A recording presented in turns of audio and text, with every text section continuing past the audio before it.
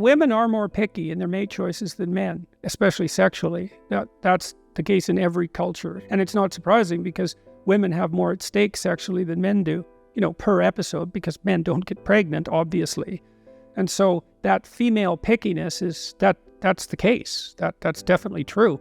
So, but what you have to understand is that, what do you expect from women? If you got pregnant because you had sex, you'd be pretty damn choosy too. So, clue in a bit. And then, well, don't they find you attractive? Well, maybe you're not. Have you paid attention to how you dress? Do you have a plan?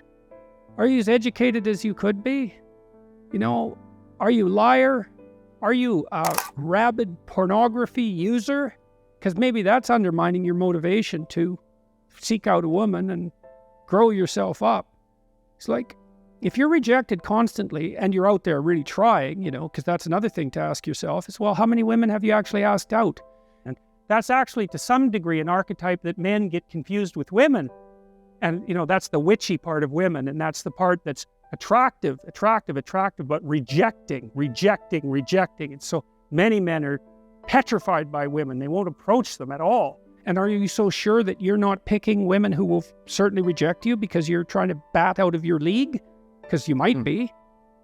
So, and I'm speaking about this as a clinician too, because I had plenty of men in my practice who were, radically unsuccessful with women. I've suggested to my young male viewers continually that if they're rejected by all women out of hand, that they have to take that burden onto themselves and not assume that all the women are wrong and that what they should strive to do. Well, the probability that you're right and 4 billion people are wrong is 1 in 4 billion. It's rather low. And so you have to take that as a brute fact in some sense. And it might be unfair in that women, like men, use a set of criteria that you could describe as arbitrary in some sense to make their judgments. But there's some things you're not going to win an argument against, and that's definitely one of them.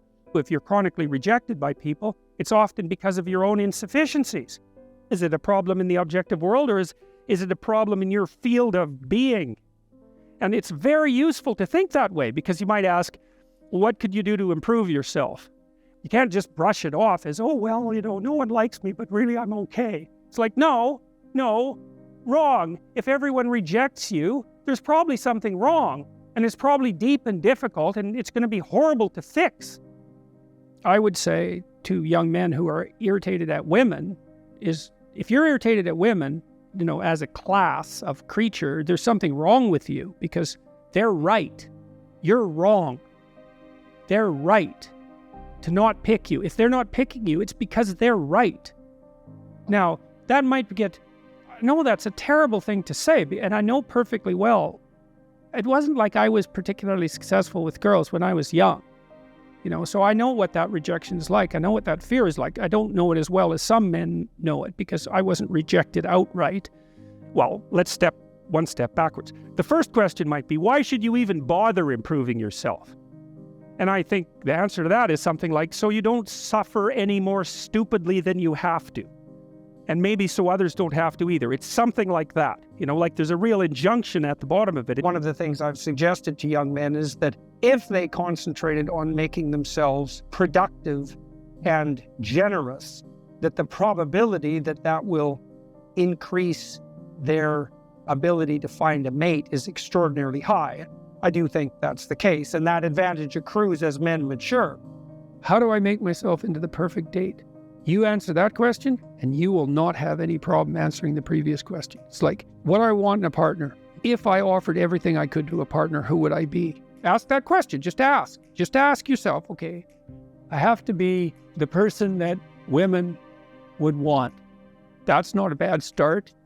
Reasonably good physical shape, productive, generous, honest, willing to delay gratification. So you dance with a woman. It's like, what's she doing? What are you two doing? Well, it's a pattern. There's patterns happening around you. That's the music. Patterns of being. That's the music. Now, can you align yourself with the patterns of being gracefully? That's what she's checking out. Then can you do that with her? And then can you do that in a playful and attentive manner and keep your bloody hands to yourself for at least a minute? Maybe you're having a conversation where I don't know what you're trying to do. Maybe you're trying to impress the person you're talking to. So you're not listening to them at all. You're just thinking about what you're going to say next. Okay, so that's not this. This is, you might have something to tell me.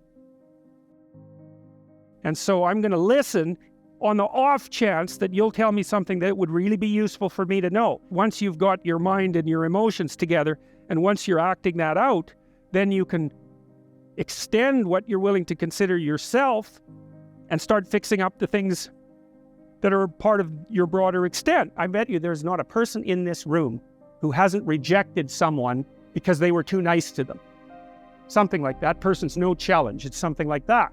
You want someone who, you can get along with them, but now and then they bite you and you think, oh, that's interesting. The standards of women today and it being elevated, that it's not so much a focus of pointing the finger at them not choosing them, but more so looking in the mirror and asking themselves what can they do to improve themselves to be so desirable. Be a little stronger, dress a little better, speak a little more clearly, aim a little higher, and practice that, and that'll work. Now, I know that that's more difficult for some people than others, because some people bear incredibly difficult developmental burdens, and I'm not saying that this is easy, but I'm saying that it's a useful reaction. The correlation between perceived mate attractiveness with regards to women perceiving men, the correlation between socioeconomic status and perceived attractiveness is about 0.6, which is a higher correlation than the correlation between general cognitive ability and grades. And I use that as an example because that's one of the most robust and powerful findings in the social sciences. Whereas the correlation between socioeconomic status and perceived mate attractiveness for women by men is 0 or slightly negative.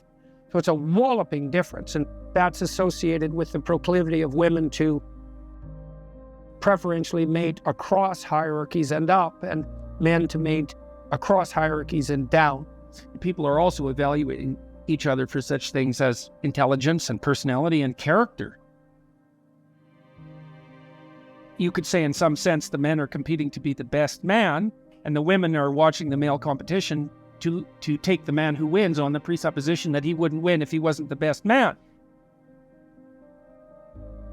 I had one man in particular, he was so afraid of women he couldn't use the phone. He was too afraid of everyone to use the phone. And he had been bullied like mad, and he had his problems. So I know what this is like. But if you were better, you'd be more successful with women. So you have to have that in your mind.